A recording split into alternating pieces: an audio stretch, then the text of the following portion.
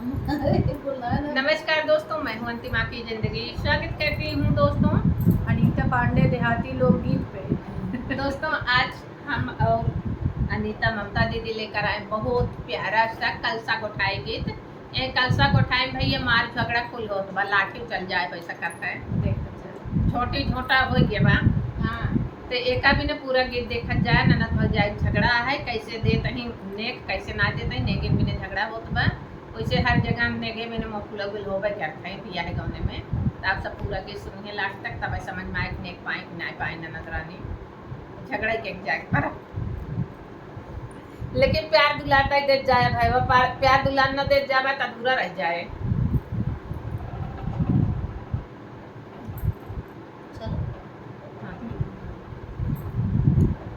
गोठब ना कलसा तो हार हो, पहिले नेगवा चुकाइदा। गोठब ना कलसा तो हार हो, पहिले नेगवा चुकाइदा। नेगवा चुकाइदा भभी, नेगवा चुकाइदा। नेगवा चुकाइदा भौजी, नेगवा चुकाइदा।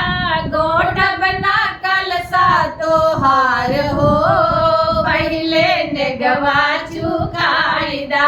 गोठब ना कलसा तो हार हो, पहिले नेगवा चुकाइदा।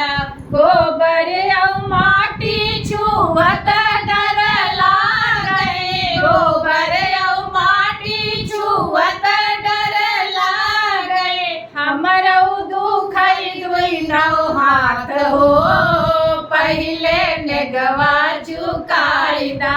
हमरो दुखई दुई नौ हाथ हो, पहिले नेगवा चुकाइदा। नेगवा चुकाइदा भौजी, नेगवा चुकाइदा। नेगवा चुकाइदा भौजी, नेगवा चुकाइदा।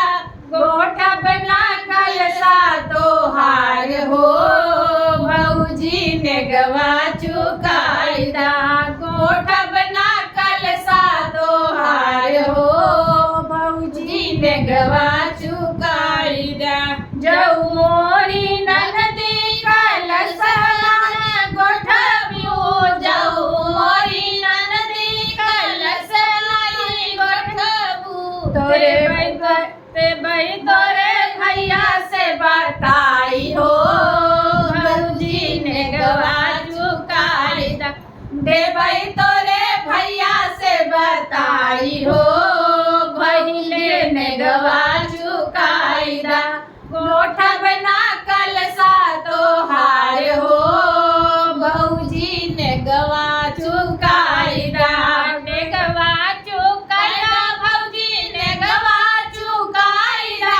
नेगवा चुकाइदा भौजी, नेगवा चुकाइदा। गोठब ना कलसा तो हार हो, भौजी नेगवा चुकाइदा। काहे ननद रानी कलसा ना गोठबियो, काहे ननद रानी कलसा ना गोठबियो। देवई गले बीचे हार हो, पहिले नेगवा चुकाइदा। देवई गले बीचे हार हो, पहिले नेगवा चुकाइदा। नेगवा चुकाइदा भौजी, नेगवा चुकाइदा। नेगवा चुकाइदा भौजी, नेगवा चुकाइदा। गोठबई ना कलसा तो हार हो, भौजी नेगवा चुकाइदा। गोठबई ना कलसा तो हार हो, भौजी नेगवा चुकाइदा। जऊ मोरी ननदी हार नहीं भावे, जऊ मोरी ननदी हार नहीं भावे। दई दे भाई मोदी के साड़ हो, पहिले नेगवा चुकाइदा। दई दे भाई योगी के साड़ हो, पहिले नेगवा चुकाइदा। गोठब ना कल